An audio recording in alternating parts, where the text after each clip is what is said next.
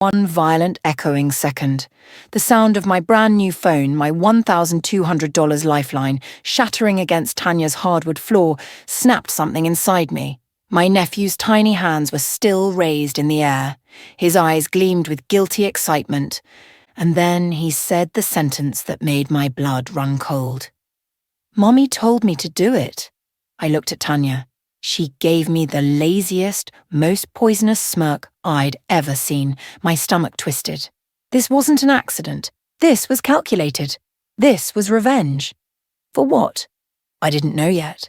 But standing there, watching her son's innocent face crumble under the weight of what he'd just confessed, I realized something terrifying. Tanya had been planning this. Maybe for weeks. Maybe for months. And this phone? This was just the beginning. My name is Harper Quinn, and I should have seen this coming. But let me back up. 6 months earlier, I was sitting in my office at Brightline Marketing, juggling 2 projects Tanya had dumped on me, trying to breathe as she laughed loudly across the hall with my boss. Her favoritism, her lies, her manipulation, it all started long before the smashed phone. Back then, I thought I could keep the peace. I thought if I just worked harder, smiled wider, stayed quieter, things would settle down. But peace with Tanya was never an option. She didn't want peace. She wanted control. She wanted me broken. And she was willing to use anyone, even her own child, to make it happen. I just didn't know how far she'd go yet. Tanya strolled into my cubicle with a half-empty coffee, and no shame. "Sweetheart, I need you to cover the Henderson account. I'm slammed." She wasn't slammed. She never was. But my boss, her brother-in-law, thought Tanya could do no wrong, and I needed job stability more than pride. So I nodded. I took the extra work. I stayed late while she left early.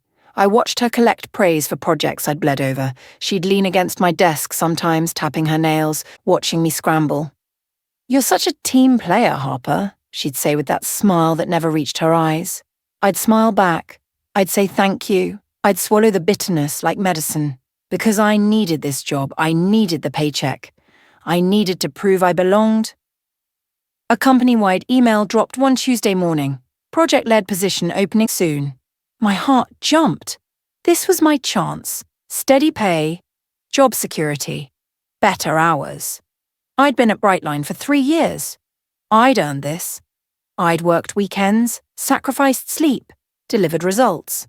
I printed the job description. I started drafting my application. I felt hope for the first time in months. Then Tanya appeared in my doorway. She leaned against the frame, arms crossed, head tilted. She'd seen my face light up when the email arrived. Her smile sharpened like a blade. "Oh, Harper," she said softly, almost pitying, "don't get your hopes too high." Something in her tone made my stomach drop.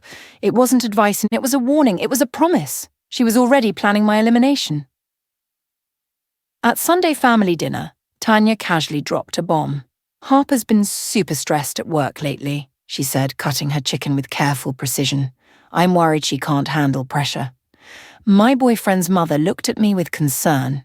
My boyfriend, Marcus, squeezed my hand under the table. I forced a smile while gripping my glass so tightly it squeaked. "I'm fine," I said, voice steady, "just busy." Tanya nodded sympathetically. "Of course. I just want you to take care of yourself." Her eyes glittered with satisfaction. This was Tanya's game. Destroy me privately, undermine me publicly. Plant seeds of doubt in everyone's minds, make them question my stability, my competence, my worthiness. By the time we left that night, Marcus's mother had pulled me aside. "Are you sure you're okay?" she'd asked. Tanya had won another round. She forwarded the client's schedule to the team. Without me included, I discovered it only when a co-worker mentioned a meeting I knew nothing about. "Tanya didn't tell you?" they asked, confused. I checked my inbox. Nothing. I checked the distribution list. My name was missing. When I confronted her, she tilted her head innocently. "Oh gosh, must have slipped my mind." Her voice dripped with false concern. "I've been so scattered lately." It didn't slip. Nothing with Tanya slipped. Everything was calculated. Every exclusion was intentional. Every mistake was sabotage wrapped in plausible deniability. That night, I started a folder on my laptop. I labeled it Documentation. I began saving every email, every message, every calendar invite. I took screenshots. I noted dates and times. I wasn't paranoid. I was preparing. My boss emailed at 9:43 on a Thursday night. Tanya says you didn't complete Thursday's deliverable. Need an explanation. I stared at the screen, heart pounding. I'd completed it. I'd sent it at 3 o'clock that afternoon. Tanya was copied. I had proof. I forwarded the original email to my boss, hands shaking. Completed and sent at 3 p.m. Tanya was included in the distribution. His response came 5 minutes later. Got it. Thanks for clarifying. No apology. No acknowledgement that Tanya had lied. Just silence. The walls were closing in. She was rewriting history and people were believing her. She was building a narrative. Harper is unreliable. Harper is forgetful. Harper is cracking under pressure. And I was running out of time to prove otherwise. At the office, Tanya stopped by my desk, tapped her nails on the divider and leaned in close. Her perfume was suffocating. You're cracking, she whispered, voice smooth as poison. Everyone sees it. Just bow out of the promotion gracefully. Save yourself the embarrassment. A chill spread through my chest. She wanted me gone before the promotion decision. She wanted me broken, humiliated, erased. But I wasn't going anywhere. I looked up at her, kept my face neutral. I'm fine, Tanya. Thanks for your concern. Her smile tightened. She didn't like that. She wanted tears. She wanted surrender. Instead, I gave her stone.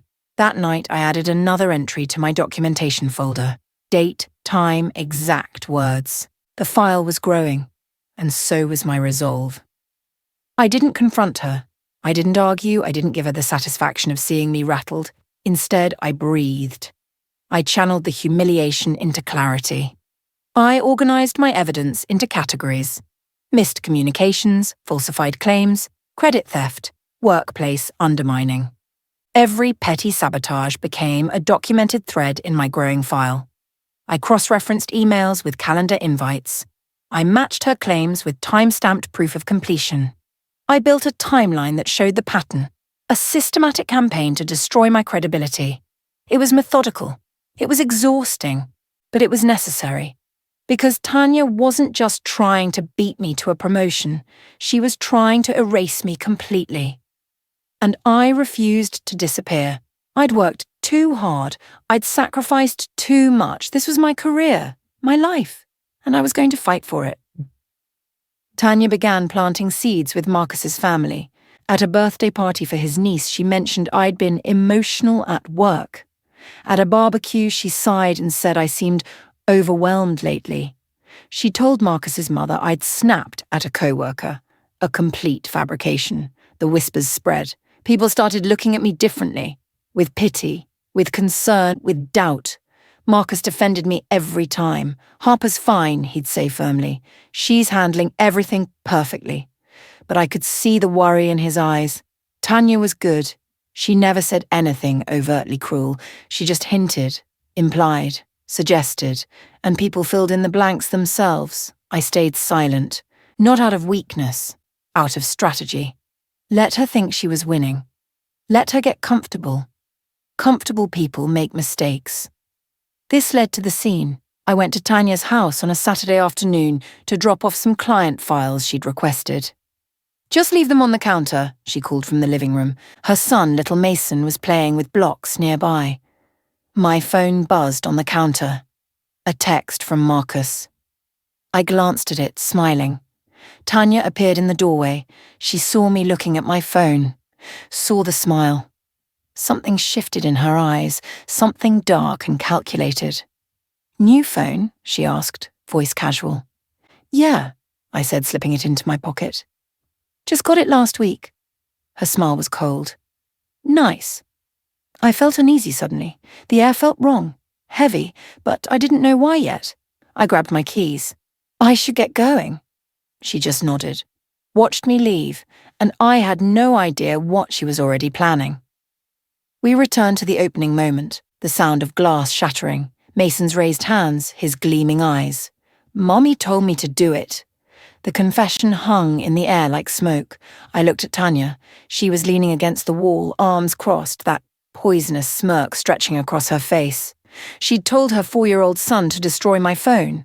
Not accidentally, not impulsively, deliberately. She'd weaponized her own child, used his innocence as a tool for psychological warfare, and she thought she'd just won. Mason's face crumpled. He realized he'd said something wrong. "Mommy?" he whispered. Tanya's smile faltered for half a second, then she straightened. "Harper, I'm so sorry, kids, you know?" Her voice was light, dismissive, like this was nothing, like she hadn't just committed an act of calculated cruelty. I didn't yell. I didn't scream. I didn't give her the reaction she wanted. Instead, I breathed slowly, deeply. I crouched down and looked at the shattered pieces of my phone. $1,200. Gone. I stood up, looked at Tanya. "Why would you tell him to do that?" I asked softly. Tanya shrugged, the picture of innocence. "I didn't, he's 4. He makes things up." But Mason was already crying. "You did, Mommy, you said—" "Enough, Mason," Tanya snapped. Then she looked at me and the mask slipped completely. "Besides," she said coldly, "if you can't handle a kid's tantrum, how will you handle a promotion?" The cruelty was surgical, deliberate. She'd planned this moment, orchestrated it, and now she was savoring it. But I was documenting it. Every word, every detail, burning it into my memory.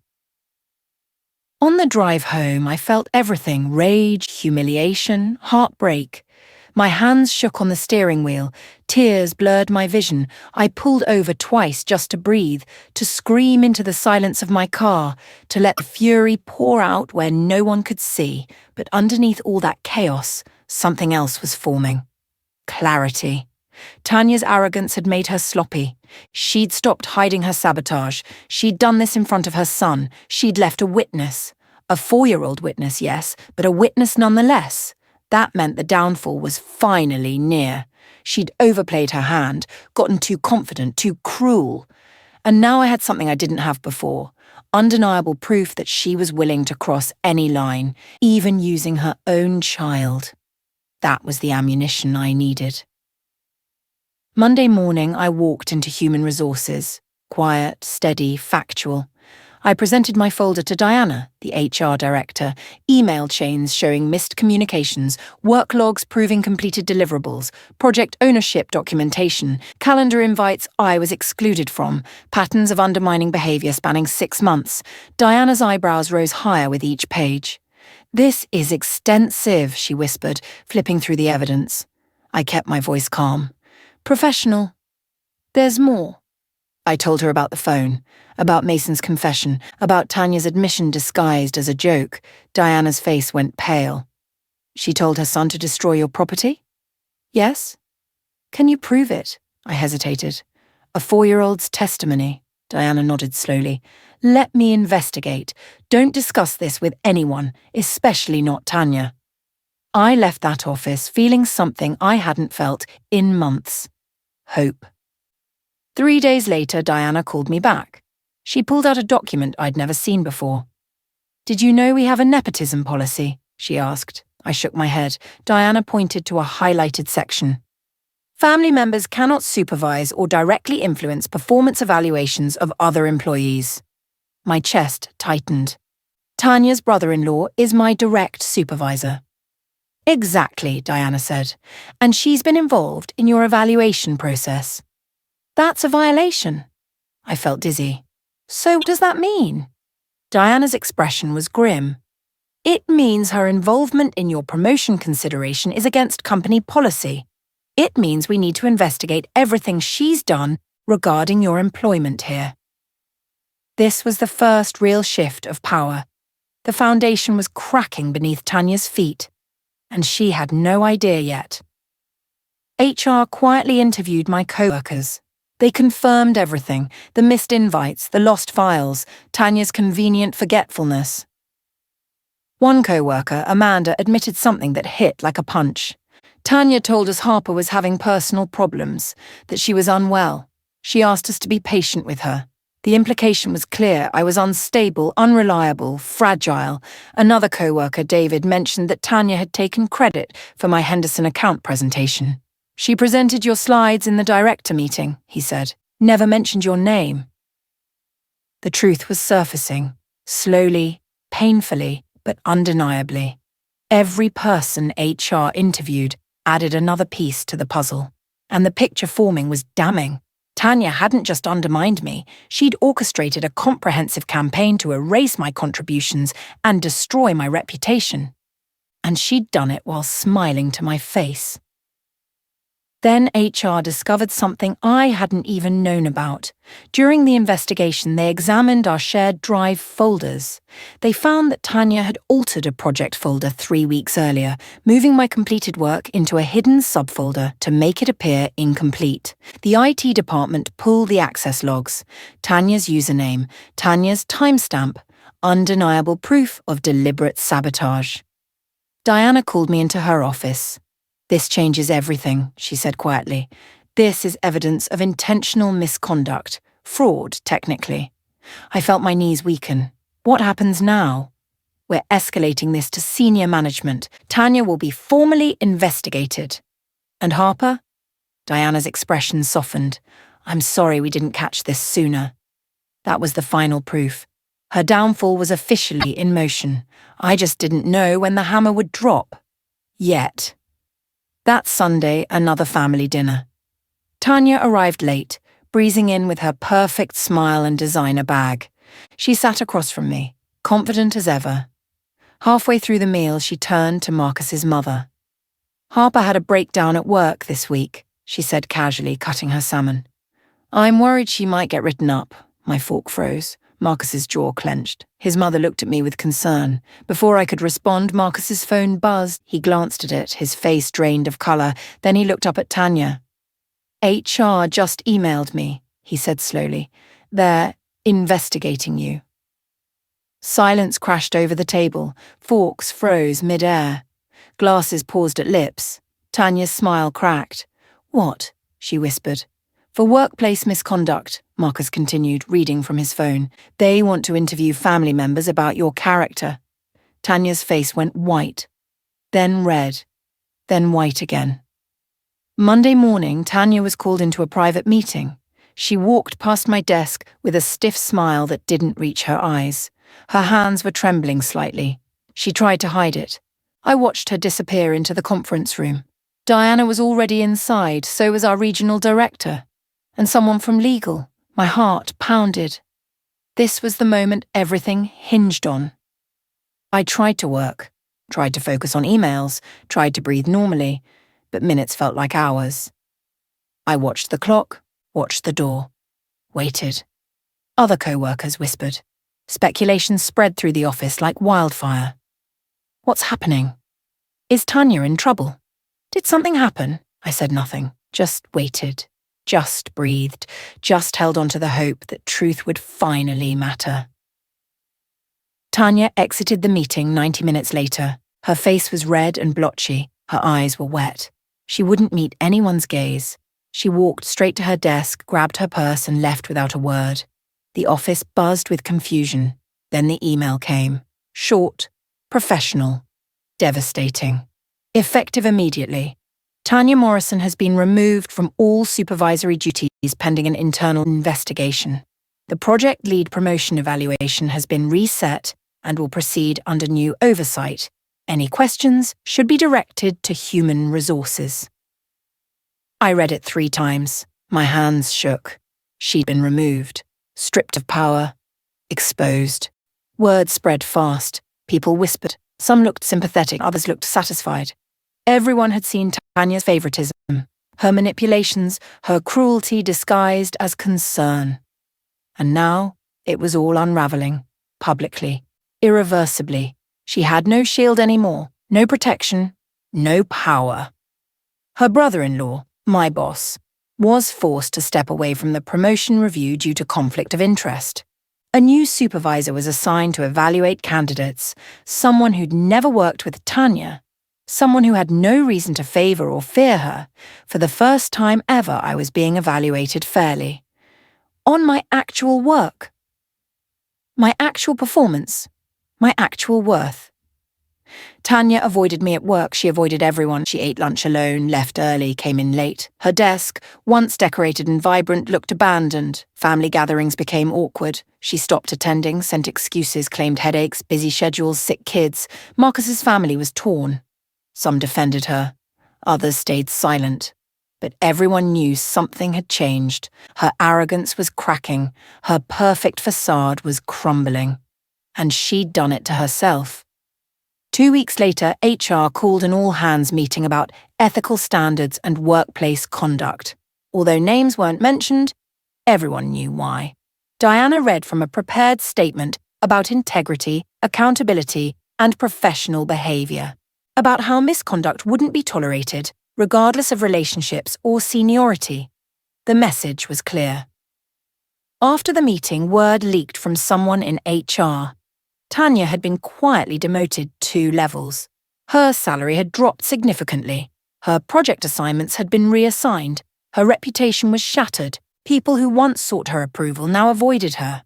She was no longer feared. She was pitied, whispered about, pointed at. She'd built her power on manipulation and favoritism. And now that foundation had collapsed. She sat alone at her desk, diminished and defeated. And she'd destroyed herself. Every lie, every sabotage, every cruel game, it had all led here. A week after the demotion, Diana called me into her office. She was smiling, genuinely, warmly. "Harper," she said, gesturing to a chair, "congratulations, you're our new project lead." My breath shook. Not from shock, I'd earned this, I knew I'd earned this, but from relief, from validation, from finally being seen for who I actually was. "You've consistently demonstrated exceptional work quality, reliability, and leadership," Diana continued. The evaluation committee was unanimous. Unanimous. Despite everything Tanya had done, despite every lie, every manipulation, every attempt to erase me. I'd risen anyway. I'd survived. I'd won. Not because I'd destroyed Tanya, not because I'd played her games, but because I'd documented truth.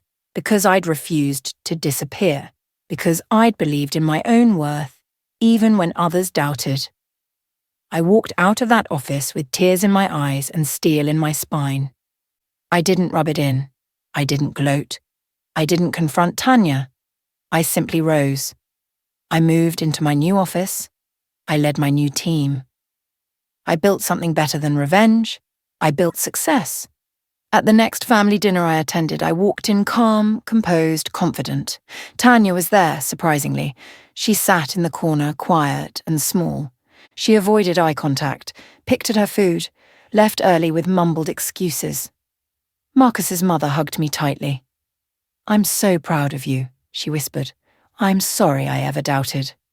I smiled, forgave her silently, because I understood now. Tanya had been convincing, persuasive, manipulative, but truth had won. I left that house that night with my head high and my heart light. I'd learned something powerful. You don't need to scream to prove your worth. You don't need revenge to find justice. Sometimes the strongest response is letting the truth speak louder than lies, and watching quietly as people destroy themselves.